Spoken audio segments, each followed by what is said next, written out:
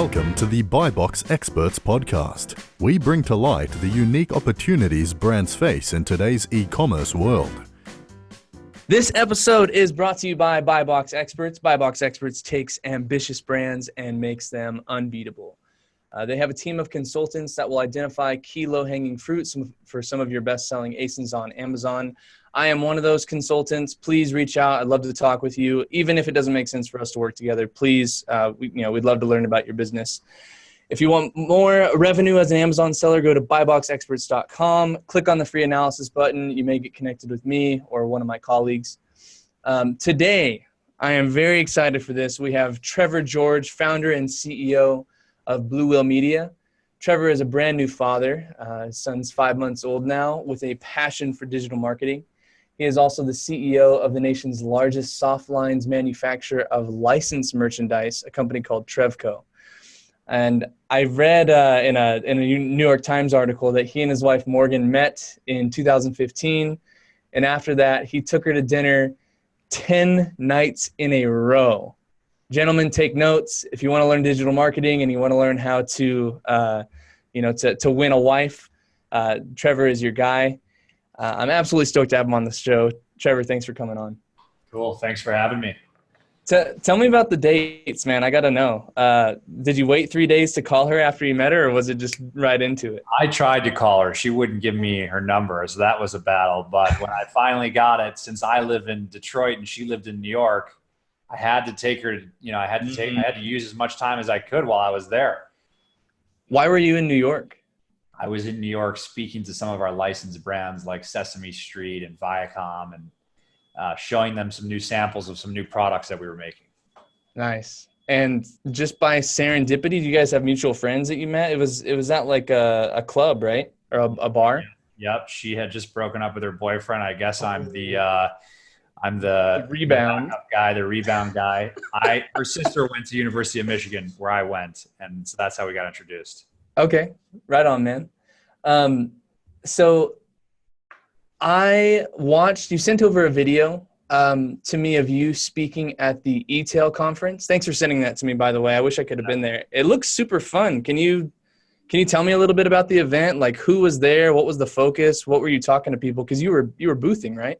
Yeah, so that was the first time we had been to e-tail. They have e-tail East, e-tail West. E-tail West is a little bigger, but e-tail East was the show that was coming up. And I had a speaking opportunity. I spoke on the future of marketplaces and e-retail.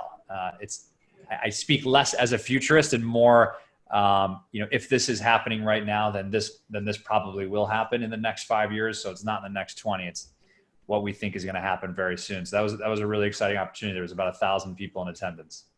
Yeah, it looked like a sharp room of people. Now, I mean, that's kind of the topic in question that I want to hit on. You have some pretty strong opinions about what e-commerce and e-retail in general will look like in the next couple of years, even in 2 years, right? Like 5 years, everything's going to look different. This thought that we're constantly in this buying ecosystem, right? That like my interface, my time on Google and Facebook and Instagram, it means now that these companies have purchasing portals where that you can buy directly from them, that brands are forced to pay to play in these arenas, right? Can you tell me a little bit more about that? Yeah. And first, I think in the very near future, the narrative around where the transaction happens is going to change. I think right now brands care a lot that the sale of their product happens on their own website. That's where they make their own margin. They're the best margin. Recently they're saying to themselves, well, Amazon's such a big opportunity, I think it's okay for the sale to happen there as well. I think in the next few years, brands are going to care less about where the transaction happens. They just want the transaction to happen. So wherever the consumer is, whether they're on Facebook, they're on Google, they're on YouTube, they're on Amazon, they're on Pinterest, as long as the brand can get them to buy the item, it's good by them. So, if we look to the future where shopping is going to become more seamless in the platform or the ecosystem that the consumer is already in. Why would they watch a YouTube video and click out to a brand's website or to Amazon? They should just buy the item right there as long as YouTube offers it. We have to think about how does the brand then get the product to the consumer? And if you think about what happened with Amazon, now that it's a site of trillions of products, how do you get one brand's product to rise up over the other in a category with millions and trillions of products? And the only way to do that is to pay for it. It's like the old eBay days when you would bold something and turn it purple and it would rise to the top. It's the same thing. If YouTube had a trillion products on its site at various destinations and underneath various videos, the only way to get yours to pop up over another is if you pay for it.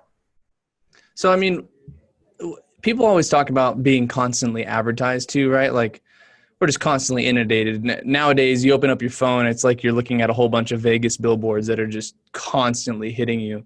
So is it like we're just walking around in stores now? Like we've taken almost the shopping experience out of the equation and we just live in the shopping experience. Is that what I'm understanding?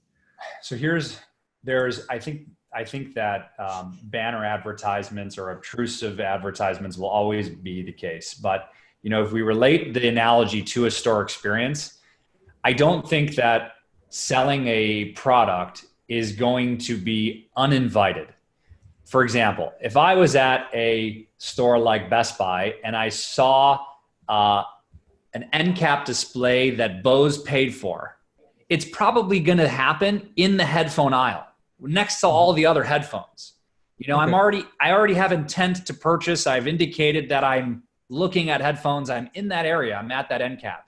And so sites like Amazon is the same behavior, right? I'm making a search for headphones and Bose is promoting their headphone. They would never show Bose headphones for a search like pet bed. That doesn't make sense. And I think that's no different than YouTube. Search and sponsored products, fortunately, are much, much more invited. Where it starts to get a little tricky is in programmatic display, like Amazon DSP. That's when you can start to get a little bit more uninvited. But as we all know, the return on ad spend is much, much, much lower. So in those situations, right, like I'm a brand and I want to grow my top of funnel sales, and I know that I have to pay to play in this ecosystem. Should I just keep revving hard and increasing the amount of ad spend on my bottom of funnel, or should I start moving to, in what circumstance would it make sense to start bidding on pet beds for Bose, right? Like if I find a correlation between buyers in that market. I think it depends on the product that you have. If there's category awareness, if the consumer knows that your brand exists, there's probably a lot of search that you can go after. After that, you got to look to other ad channels. It might not make sense to go after pet bed, but you could turn to something like Facebook or Pinterest and try to replicate that intent as much as possible. Because the last thing that you want is an ad that's uninvited. Where would you steer a new brand to as of this recording, right? Where is the lowest hanging fruit for most people? We go Amazon, Google, Facebook, Instagram. Google before Facebook, huh? Search, and there's not that much scale on Google, don't get me wrong. Sure. Search because it's the highest intent, and then Facebook, Instagram, because usually the CPCs are low enough to hit the return on ad spend if you target the right demographic. Now, I will say you might want to avoid Facebook and Instagram around Black Friday, Cyber Monday, because you're talking about a time where every brand is investing as much money as they physically can in a Q4 period. The CPC just gets so high, you can't be profitable. So you might want to do your, the outlying customer acquisition in off months. Interesting. So, we're kind of in this season right now. For your clients, did you have them scale back their Facebook and Instagram advertising and reallocate those dollars towards Google and Amazon? How did you approach that with your actual clients? I think you just have to be careful. The obvious demographics that you target on Facebook and Instagram might be unprofitable because everyone else is targeting the obvious. It's kind of like, bidding for a divorce attorney on Facebook or on Google. That's a very costly keyword.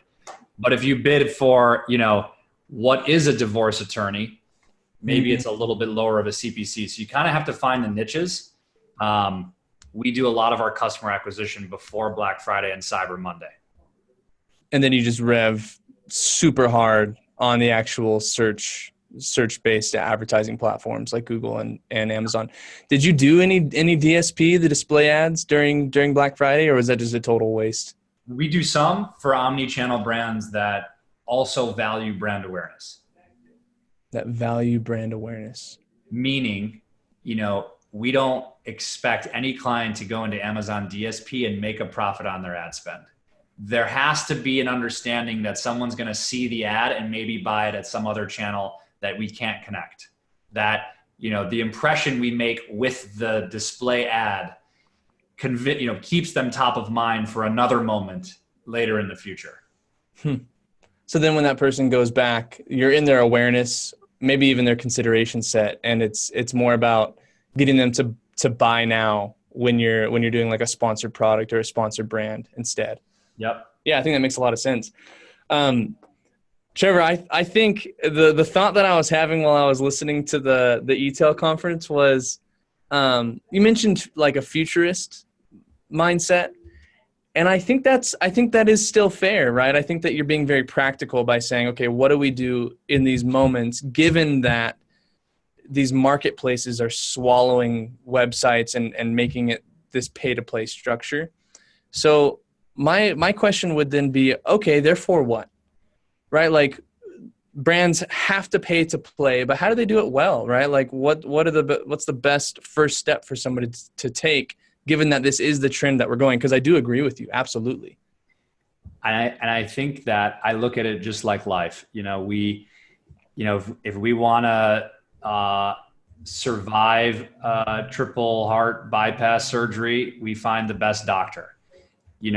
If we feel your best friend is the best doctor, we'll go to the best friend. But the most important thing is you have to find the expert. If it's internal to your company, fantastic. You're one step ahead. I always say that the best Amazon seller is the best advertiser. That's just the nature of the business today. It wasn't like that 5 years ago.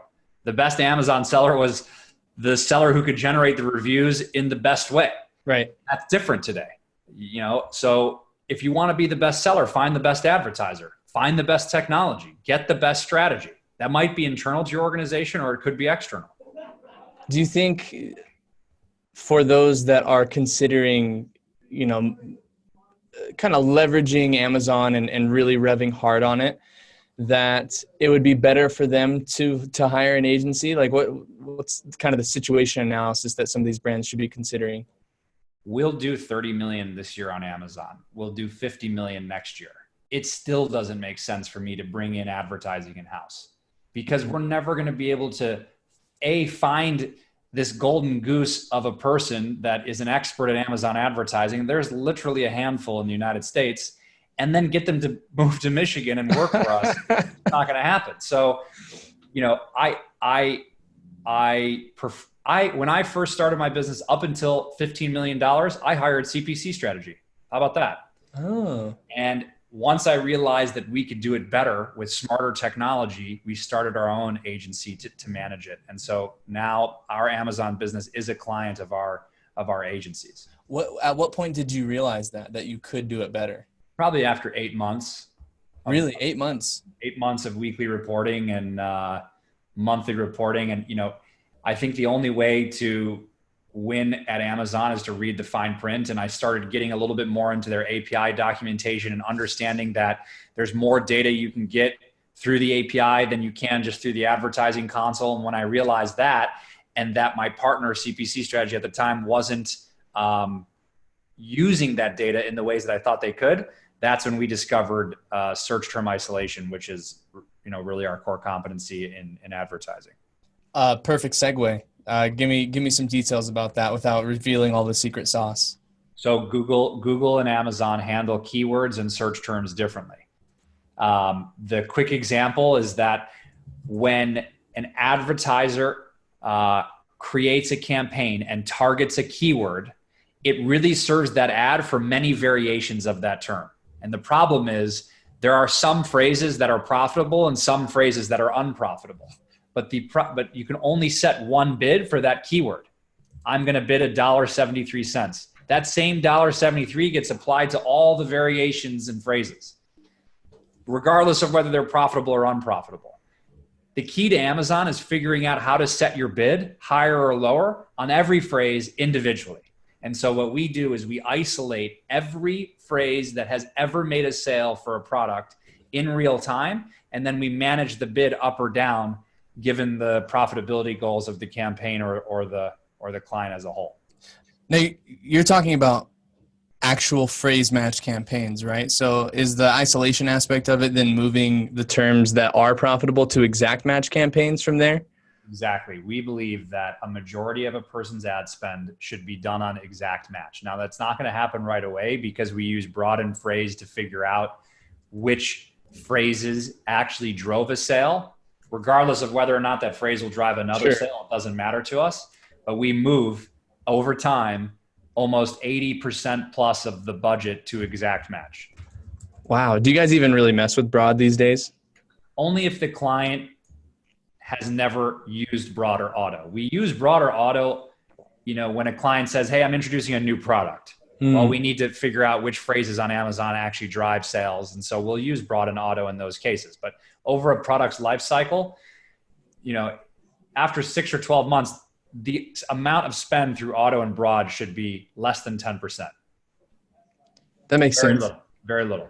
So if somebody took the time deliberately to go through all these things and actually took the time to look at the data and move from phrase to exact, they could probably figure it out on their own, right? And I run into this a lot. And so what's the discussion that you typically have with your potential clients when they're deciding whether to hire you and selling this process of keyword isolation? Like how have you guys just figured out the sauce and how have you been able to consistently apply this process to brands? Great question. So it's two parts. If a client thought they could figure it out, why would they hire us? And then two, how do we do it better than they could if they could figure it out? So the first piece is I'm a seller, just like the client, right? We have a 100,000 square foot facility where we actually manufacture these widgets. In Michigan, we have another 15,000 square foot facility in Sacramento.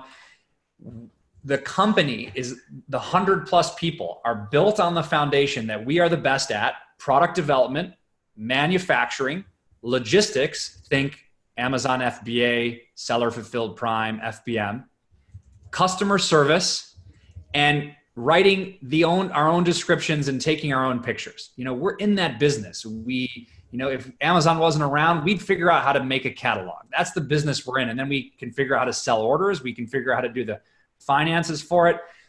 And if we don't know how to do that, maybe we hire someone like buy box experts. But eventually, if the business gets big enough, we're going to need to figure that out ourselves. Sure. The piece that our company doesn't have that we find many other companies don't is the advertising side, because it's a totally, new language. It's not even what the company does on a daily basis. So what we always say is, if you can find that golden goose who knows how to run search term isolation and you can find the technology to make it happen, all the power to you. Hire them. Yeah. Do it up. But why don't you focus on doing what you do best? Develop more products, add more SKUs, build more listings, fulfill faster, get it in 1 day instead of 2 days, and let us handle the advertising, because that's the only thing we do. I was talking to Chris Schipferling from Global Wired Advisors, and they're this. They consult with brands when they're wanting to sell their business, and he goes downstream. He targets 1 million to maybe $50 million companies, and he was talking about just this fact, right? Like, you need a product roadmap. You need to constantly be launching new products. Constantly. What's the conversation that you have with your customers? How do you approach that, right? You just tell them, hey, develop more products. Do you guide them to maybe areas where they can grow? Do you want them to launch different brands? What's kind of your process for that? Great question. Maybe that's something you guys do much better than us. We don't get into those arenas. 100% of what we do is in the advertising. We want to be the best advertisers in the United States, and that's all. we'll be able to point them maybe to some direction because of our expertise. But at the end of the day, if they need a full strategy to figure that out, that's either they need to figure it out internally or partner with someone like you guys. Right. And for anybody listening, Blue Whale Media and Buy Box Experts absolutely play in the same sandbox. And so this is a fun conversation for us to have, right? Just marketing people getting together and talking about best practices and shoot, check us both out, right? Like let us both evaluate your businesses and let's just see where it goes, right? Like we're going to take you, if it makes sense for us to take you to the next level. And if you need someone like a Blue Whale, like please reach out to them. I think that, good help is good help, but you got to find the best fit for you. Great. I love it.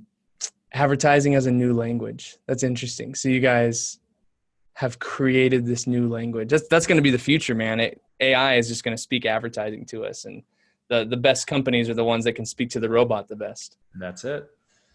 Okay. Something on your website and something that I see and hear all the time. You grew into a top 8-figure seller on Amazon in less than 2 years. Yep. A feat that less than 1% of new Amazon sellers reach. Yep. Everybody listening wants to do that. Okay. When was this? How long ago? What was the brand? I started in May of 2016, and we started manufacturing licensed apparel. So don't ask me how, but we have the rights to print for Superman and Batman and Harry Potter. And we took those licenses and started selling t-shirts directly on Amazon in May of 2016. Was merch around at that point? Not yet. When did that happen? Merch came out probably a year. Merch by Amazon is what he's asking about, which is a platform where Amazon actually prints the shirt and ships it to the consumer. That came out in about 2017. So using our core competency, we actually manage merch by Amazon for some of the world's largest global brands like Warner Brothers, as an example. We inject the same advertising engine that we have for the product that's listed through merch by Amazon. It doesn't matter if Amazon prints it or we print it, same advertising. Huh. So merch didn't hurt you? It didn't hurt us. It didn't hurt us. And you have to remember, there are limitations with merch by Amazon. The only thing you can do to market a product through that program is advertising. When you sell something through Seller Central, you get a lot of other things: coupon ribbons, lightning deals, best deals, deals of the day. You can be a little bit better on price because the margins are, there's pros and cons to both platforms. Now, the question that's been burning in my mind is, now we're in 2019 as of this recording, coming up to 2020. If you wanted to do it again, right, could you replicate that type of success in the same amount of time? 100%, but it depends on one thing and one thing only, in my opinion. Okay. If you are the manufacturer. I think that when you source products, it's very challenging to compete in 2019. That's because you're dealing with companies that are either much, much bigger than you, think $200, $300, $400 million, who are also sourcing products from China, or you're dealing with the Chinese manufacturer. We manufacture the item ourselves, which means we're fully vertical, which means that we can sell the shirt at the best price, or the widget. It doesn't matter. We sell other things besides t-shirts. So I find that the companies that manufacture the item, or maybe they're the only company you can go to for that item, can absolutely have success today.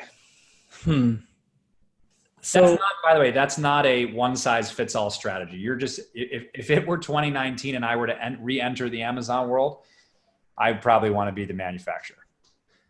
And I think that speaks to this whole marketplace dilemma that we're in, right? Because manufacturers are just as capable at paying to play as anybody else. 100%. So if you're a brand owner, right, and you've been importing, right, like sourcing your products from a manufacturer, now what do I do, right? If this is the writing on the wall, do I need to go invest in manufacturing and try to take it in-house? What are your thoughts there? See, it's tough because take a brand, again, we'll go back to headphones. Super highly competitive industry. Brands like Bose, Beats, they have a lot of brand equity. But most of the search on Amazon is for the item, not the brand. So they'll sell well because people are looking for Bose. but they're going to probably lose out on the opportunity when someone types in Bluetooth speaker, because the manufacturers who make the Bluetooth speakers are selling them for less direct to consumer. These are the ones you haven't heard of, or the 800-pound gorilla in the room, Anchor, right? They're the direct Chinese manufacturers. There's some random names up there if you type in Bluetooth speaker. So, you'll achieve some success because of your brand equity, but just because you make an item doesn't mean it's the right item for Amazon. It might not be the right price. It might be too far above market value. By being the manufacturer, I think that's the model of Amazon. It connects the consumer to the source.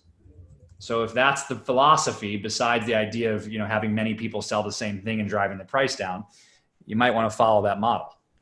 Yeah, in my conversation with Greg Mercer at Jungle Scout.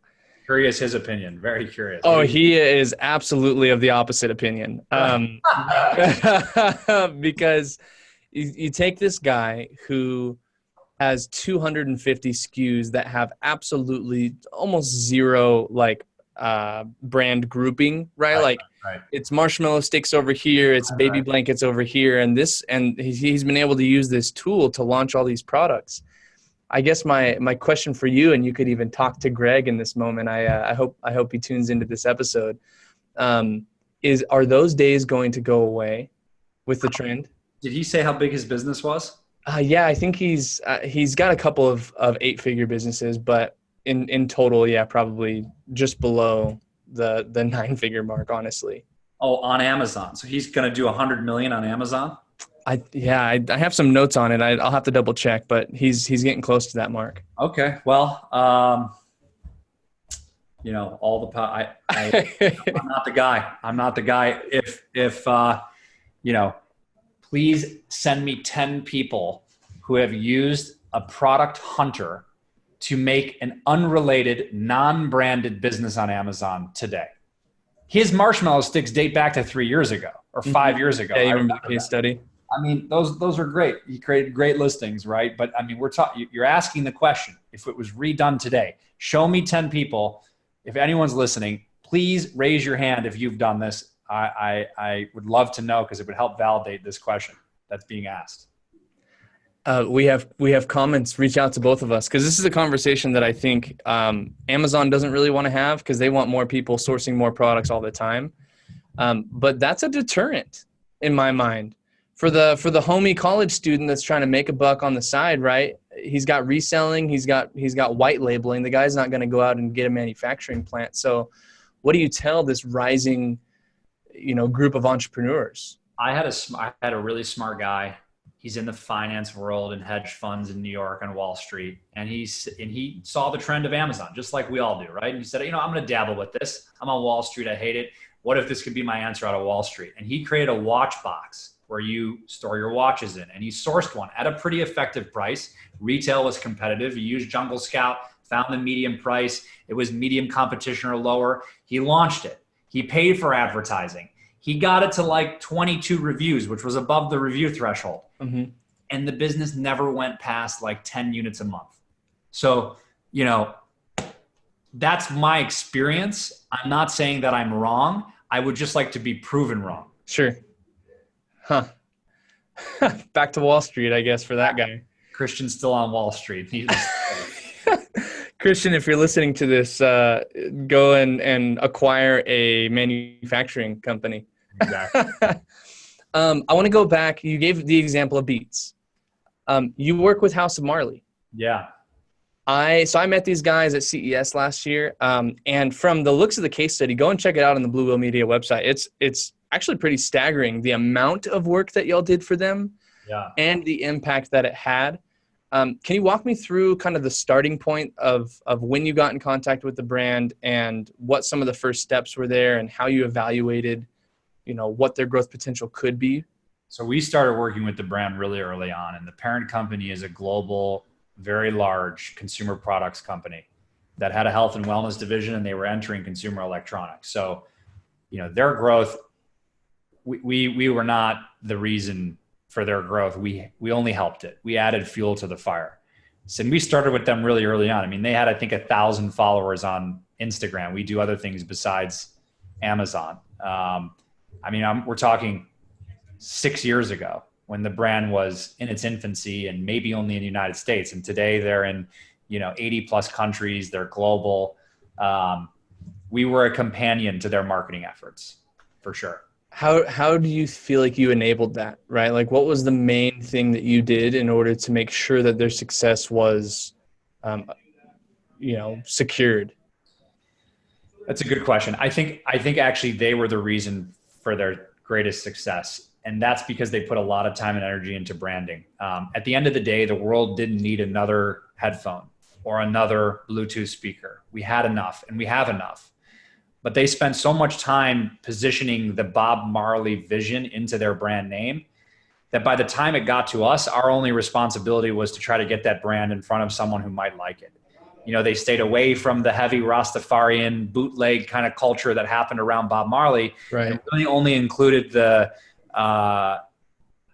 elements of that world in minor ways, and they tried to elevate it. And so our job was to take that brand vision and put it in front of an early adopter or the millennial that might embrace that rebellious lifestyle, or someone who's looking for alternate eco-sustainability elements in their products. Yeah, because they have like wood, like they have a lot of like cured FSC certified wood, which means for every tree that was taken down, they plant a new one. It's amazing. We're currently building the brand of House of Marley because of the time that they put into it. You and I, this conversation, right? People will listen to it, and it's now part of their consideration set. So for them, then you were just helping them speak the advertising language. Yeah, absolutely. I mean, there's organic and there's pushing. There's only so much you can do from an organic standpoint.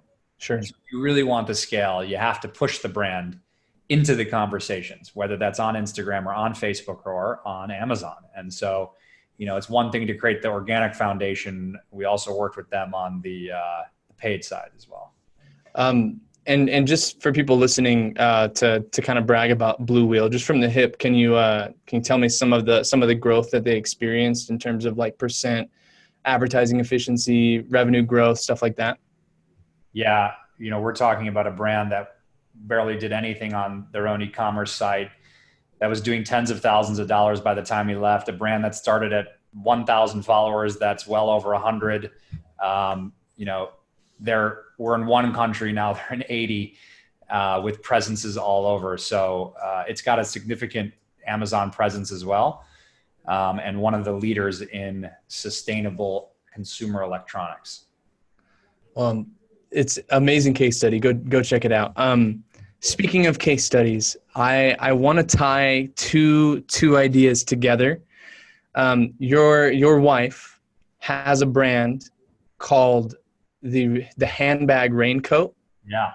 Right. And Morgan, these are not purses. If you're listening to this, they're handbags. They're handbags, not purses. So let's kind of do a quick case study. We're starting from today. She pushes some pretty decent volume right now. Like how's the business doing? It's good. It's a startup, but it's growing for sure. So let's turn it into an 8-figure business. Yeah. Right now, same amount of growth, same timeline. We've got 2 years to grow the handbag raincoat to the 8-figure mark. Yep. What do we do right now? Man, I need to be very careful with what I say here. This could be a good dinner conversation in a little bit. So just to recap for everyone, this is an item that ranges from $15.99 to $19.99 retail. It's a little poncho that goes over your handbag, a woman's handbag. If men want to wear it too, that works.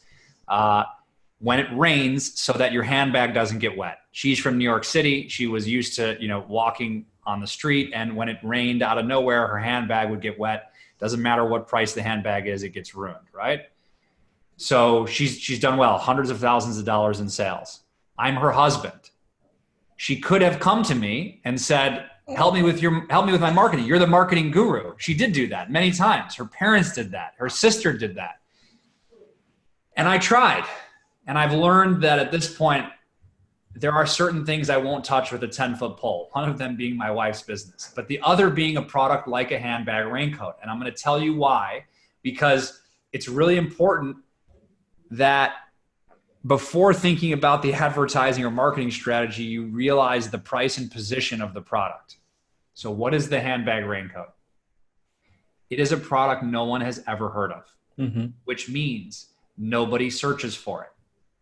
So when it comes to Amazon, the strategy to try to sell the handbag raincoat is very difficult.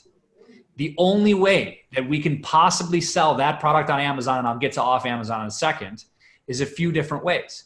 The first is we buy sponsored products or product display ads or product ASIN targeting on rain accessories. If someone's, or handbags. If someone's looking for a handbag, maybe they want a handbag raincoat. If someone's looking for rain boots and an umbrella, maybe they want a handbag raincoat. We all know that the ACOS on product ASIN targeting or product display ads is way higher than sponsored products or sponsored brand ads, and you're probably not going to make money for a period of time. And even if I get 21 or more reviews on the handbag raincoat, it's not going to take off on its own because no one's searching for it. Yeah, exactly. So then the only other way to do it would be through deals, because you get placements on Amazon's site. So maybe you get a best deal, a lightning deal, a deal of the day. You know, we'd only be so lucky to get a deal of the day. Even after that, that's like appearing on QVC. Fantastic. Nobody knows about it. We're talking about, even if we did $200,000 in sales, maybe that's 10,000 units. There's 300 million people in the United States. 10,000 people bought it. Nobody knows about it still. Right. It's a battle. It's a real hard battle. So now if we look to off Amazon, the problem with off Amazon is that if your retail price point isn't, $30 or higher, the cost per acquisition using tools like Facebook and Google and Instagram, driving traffic to your own website, will eat up all your margin. Trying to sell a $15 item or a $19 item on your own website, when they'll probably have to also pay for shipping, is a very challenging thing to do. There's really no margin in it. And don't forget, layer that in with nobody's searching for it. Nobody knows what it is. So now I have to serve a Facebook ad and an Instagram ad to say, hey, here's this new idea. Oh, and then buy it.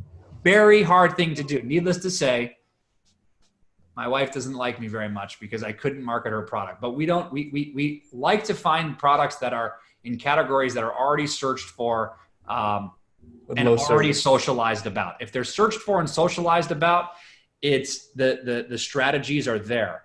There are other companies out there that can create the demand. I know some Kickstarter-like companies that can create Indiegogos and Kickstarters, and they're specialists on driving $1 million in revenue on opening week. That's just not who we are, and props to them. There's a strategy for that. It's just harder. Do you have a good Kickstarter company that you can suggest to people? Yeah, Inventus is a good one. Inventus. Yeah, I don't know how to spell it. There's a Y in there. Inventus. Okay, look up Inventus. I've worked with a couple of Kickstarter companies in the past. It's a hard game, man. Those guys are really fighting hyenas. Okay, let's say, for instance, that we got your wife in front of the sharks. You did. We did. Oh, handbag raincoat was on Shark Tank? It was on Shark Tank. How did I not see that? I was on Shark Tank as well 5 years before her, and neither of us individual of each other got a deal. What did they say? Why didn't they give a deal to the handbag raincoat? I think the sharks look for progress, and they had been at it for quite some time, and they wanted to see more sales. They only had, a couple $100,000 in sales after a year or two. And, they were probably asking themselves, well, why didn't you get more? And I bet you they were worried that the cost to educate customers was just too high, that they weren't sure if the handbag raincoat as a new novel idea was going to take hold. Is $15.99 the right price? Do you think she should raise it? If anything, it would need to be lower, because if she wanted to hit mass retail, which is where a lot of the volume is done, no one's going to take anything above $10. If it was sold for $4.99, $6.99, and $9.99 for small, medium, large, maybe there would have been more success. But part of the allure of the product was that it was a fashion accessory, not some mass cheap thing. Right. And so, that's not how we entered the market. Interesting. So I was looking at it and I was wondering, okay, if I took the seat of the customer in this situation, I think the word that I would probably be searching for that I would be the most inclined to buy a handbag raincoat would be like a waterproof bag, or, forgive me, Morgan, a waterproof purse. And then I advertise for that. I'm a lower price point and I'm solving the same issue. But Even you know what? Search volume is like tiny. It is tiny. No Tiny. one's there. Man. I don't care. People looking for a waterproof bag or campers that are trying to go outdoors. They want like The North taxis of the world. Yeah. Interesting. tough one. So for everyone out there who wants to introduce a product that's never before been seen in the market, you can have the best idea in the world. I think a lot of people will say this, even the sharks. It's all about sales. So, I think the best marketing for her would have been additional retail doors, because the buyer makes a subjective opinion about what they want to put in brick and mortar. And you can convince them that this is going to create fun, new experience at the retail level. And then it's up to the buyer and the rest of that retailer to decide how much attention and focus it wants to put at the retail level. And that could kickstart the category. Right. Harder to do online than it is at brick and mortar. Harder to do. So this is a difficult question, and I've had a conversation with so the brand Kizik. No. They just had Nike invest in the parent company, so it's really exciting. They're hands-free shoes is what they call themselves. There's another brand of products that does barefoot shoes is what they have termed their own category. And this guy claims that he has created demand for barefoot shoes and that nobody was searching for it before, but now there's tens of thousands of people searching for barefoot shoes.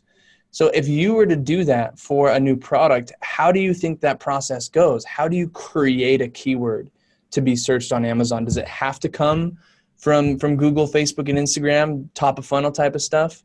See, here's the thing. Here's the thing. This is why this is a great idea. Shoes existed before hands-free shoes. They just created something with an adjective to it. So that means when they first started their business, they were able to target people who are in the market for buying shoes.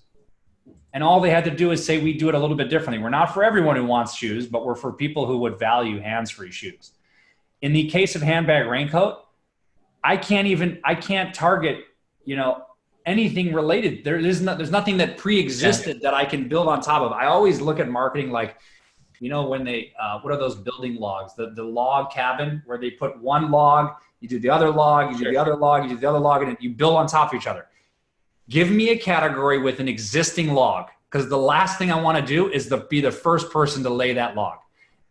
Kizik got to build off of people who were in the market for shoes. Sure. Yeah, no lace shoes, for instance, has some high search volume. There you go. So they'll be able to ride that. A little bit of a different circumstance. Yep. Yep. Yeah, I wonder, have you guys been dabbling in TikTok and Snapchat ads at all? Yeah, a little bit. Yeah, yeah. Yep. What can you give me any examples, any stories? I don't have Snapchat. We have some anecdotal case studies around the visibility we were able to achieve. We did for a music festival here in Detroit called Movement. We coordinated the Detroit global Snapchat. So literally the whole world saw Detroit through the viewpoint of other Snapchat users. And sure. In between that, we commingled the music festival. TikTok is still new for us. We're investigating it. Advertising is interesting on the platform. Right. So we're still figuring that out. I don't have answers yet. It just looks so different. If you have the app, you've probably started seeing ads in the last couple of weeks, and the first thing that you see when you open the app is this huge non-TikTok looking advertisement. They're probably going to stray away from that and try to make it more of this marketplace ecosystem, right? Where you could just buy it straight from an organic video. Yeah. Is that what you're thinking? Promoted posts. Yeah. The tough part about TikTok is they've created this community where the content that people are supposed to create for the channel is so far removed from an ad. And so when you put an ad in there and someone's dancing and singing, putting the two together are very difficult. I wonder, is it worth it for brands to just like dress people in their clothing and just hope that it builds awareness, or is it just too far removed, do you think?